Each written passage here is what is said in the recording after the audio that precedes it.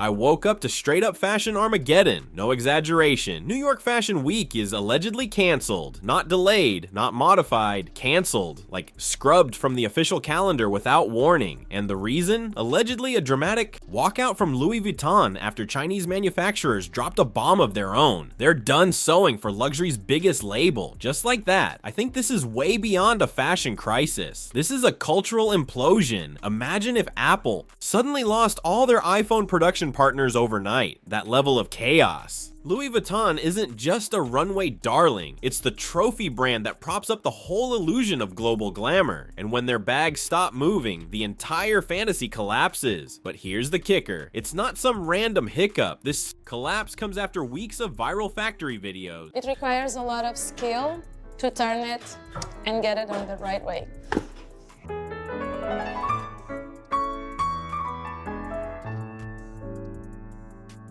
Il y a des bouchées, des bacs plus 4, 5, 6, on en a. Hein. Silent storefronts, influencer panic, and what looks like a coordinated mutiny across the supply chain. And New York Fashion Week, it was just the first domino to fall. Let's tear through the wreckage and break down how luxury lost its grip in real time. It happened in the dead of night, literally. Around 2 a.m. Eastern Time, designers, sponsors, stylists, and models started getting hit with what insiders are calling the email heard round the world. One massive blast from the Council of Fashion Designers of America, NYFW, September 2025 is off. The official website? Wiped. All sponsor and brand listings? Gone. It was like the event had been deleted from existence. I think this move was surgical, not just reactive, but deliberately abrupt to avoid leaks, press mayhem, and, let's be real, humiliation. This is why this bag from our factory only costs you 1,000 USD. Have y'all seen that TikTok by the Chinese guy exposing how luxury goods are actually made? The only real difference? China ships the products to Europe, slaps on a made in France or made in Italy label, and boom, luxury?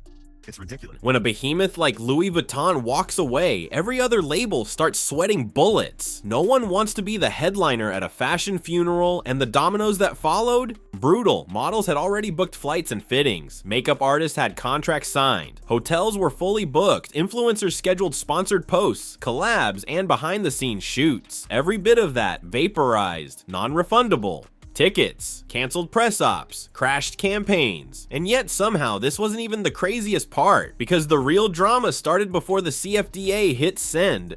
Let's rewind 6 weeks. That's when things really started to boil. A handful of Chinese factory bosses, most based in Guangzhou and Shenzhen, started dropping jaw-dropping videos on TikTok, raw footage of abandoned LV production lines, totes half-stitched, signature monogram canvas rolls untouched. And then came the clip, a factory manager in a dusty office staring dead into the camera and saying, "We set the price now."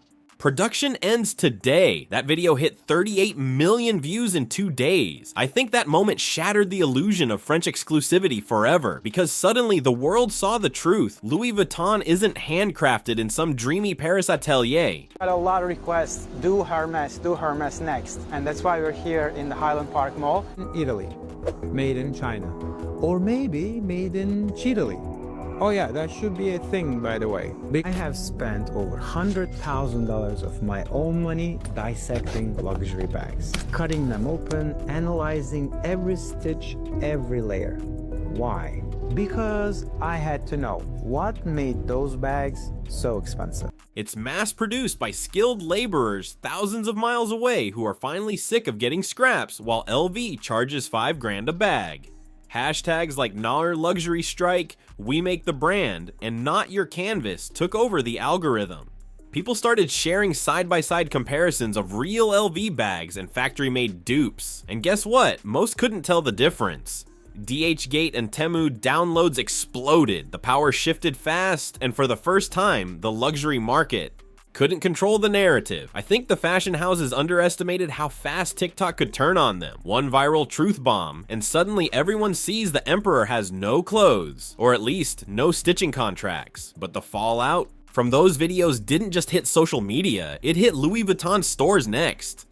By late April, the chaos had spilled from TikTok into the real world, and luxury shoppers started noticing fast. In Beverly Hills, customers rolled up to the Rodeo Drive Louis Vuitton expecting the usual velvet rope experience, and instead found empty shelves, gone, bare, like the store had been looted without warning. Some influencers filmed it in disbelief, panning across pristine displays with no bags, no belts, no wallets, just security guards awkwardly standing in silence. And this wasn't isolated. In London, fashion YouTubers reported that the new Bond Street location was quietly turning walk-ins away. Employees allegedly told customers, "We're between shipments. Try again in the fall." That's 6 months with no clarity, no alternatives, no apology.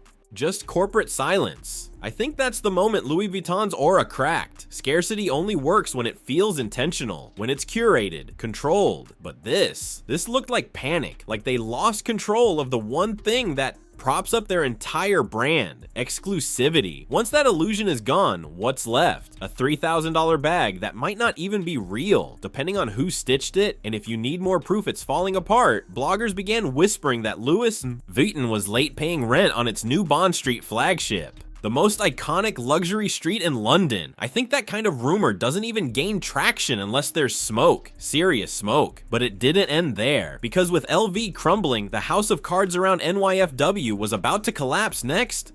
Let's be real, New York Fashion Week has been on shaky ground for years. The buzz hasn't been the same since the 2010s. Remember when Vogue literally asked, "Is NYFW over?" It wasn't clickbait. Attendance was sliding. Big designers like Rodart and Proenza Schouler defected to Paris. Even Marc Jacobs started doing weird off-site shows just to avoid the chaos. So when Louis Vuitton walked, it was like pulling the last brick out of a crumbling Jenga tower. I think the CFDA realized immediately, if LV is gone, so are the cameras, so are the buyers, so are the international press kits. Suddenly the whole thing looked cheap, and if there's one thing luxury can't survive, it's looking low budget. Sponsors were allegedly pulling out within hours. Makeup brands canceled product launches. Hotels slashed reserved event space. You want numbers? Insiders estimate NYFW was set to generate nearly $600 million in local revenue just for that week.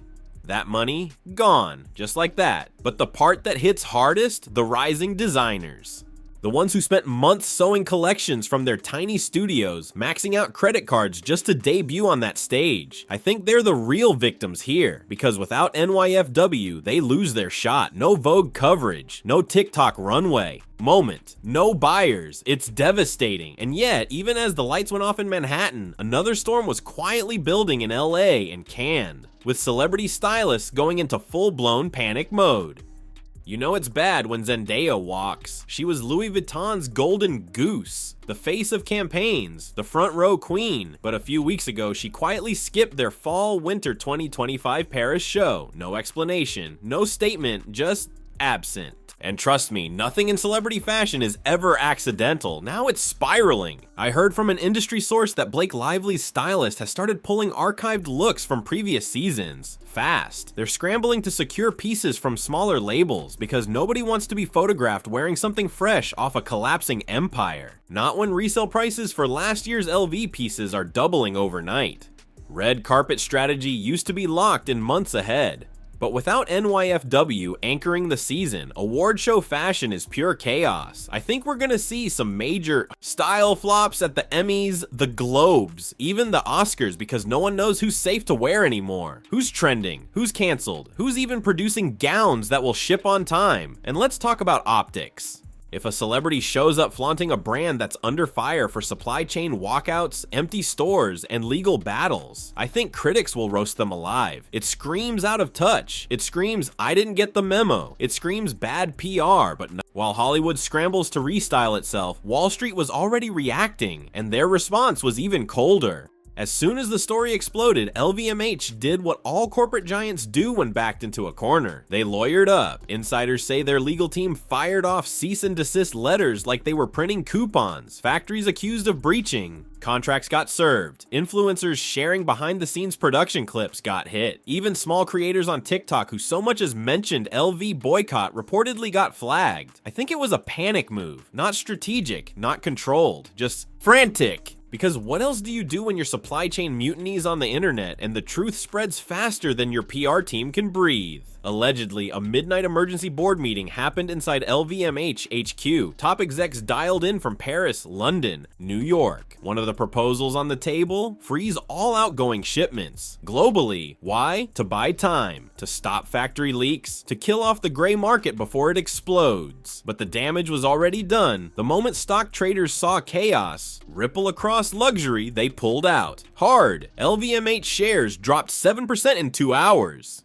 That's billions in valuation gone, evaporated before the US market even opened. I think this was the exact moment investors realized the emperor wasn't just missing clothes, he didn't even have a plan. Because when your entire brand is based on prestige, and your prestige depends on secrecy, scarcity, and control, any sign of weakness makes the whole thing collapse. And while the suits were panicking in Zoom calls, the underground market was already celebrating. With official Louis Vuitton stock locked up or non-existent, the internet did what it always does. It found a workaround. Telegram groups, private Discord servers, WhatsApp chains, flooded with listings for factory origin Neverfulls, Speedies, Keepalls. Some even claim to have fresh spring 2025 collections.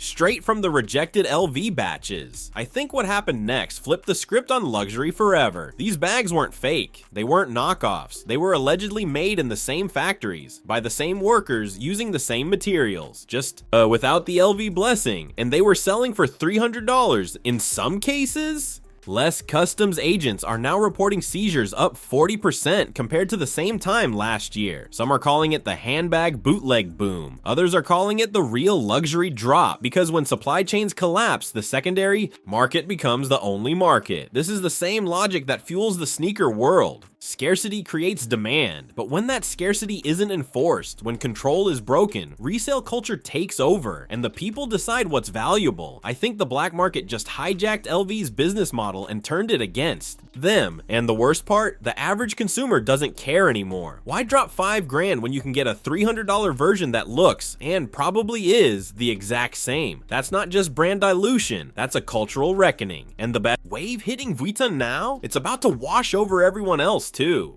Louis Vuitton's production standstill didn't just starve storefronts, it ice-bombed an entire fashion week. With NYFW canned, the industry must answer a brutal question. Who really controls luxury? The logo holders or the workers sewing? The seams? I think the answer just marched off the runway and onto TikTok, and there's no designer rescue plan in sight. Stay alert, because the next stitch in this saga could unravel another historic house before the season even begins.